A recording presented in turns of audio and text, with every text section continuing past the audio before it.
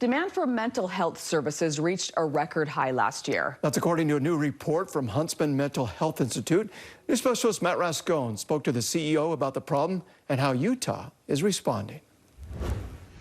He described this mental health crisis as a second pandemic that's being fueled, at least in part, by the COVID pandemic. Amid a record surge in COVID cases, really dramatic increases in calls for help, a far less visible illness is taking its toll.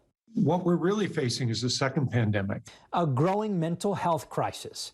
And Mark Rappaport says COVID has only exacerbated the problem. Not only more stress for the public in general, but particularly for frontline workers. But the CEO of Huntsman Mental Health Institute says Utah is better equipped than any other state to help. 24/7, if somebody's in distress, we can help them. That can't be said other places. The annual crisis intervention report shows the Utah Crisis Line received more than 92,000 calls last year. That's a 32% jump from the year before. It's telling you that people need help, and people want to get help right now.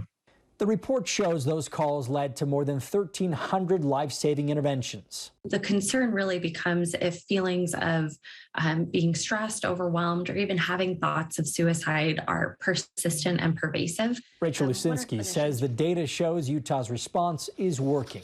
The most important thing you can do is to ask how someone's doing. As calls for help soar, adult suicide rates have plateaued or decreased over the past 3 years. Just always encourage starting those conversations. There's no shame, there's nothing wrong with it, and it could save a life. Later this year, mental health workers look forward to the launch of 988, a new number developed in Utah that will replace the current 10-digit national and local suicide prevention lifelines.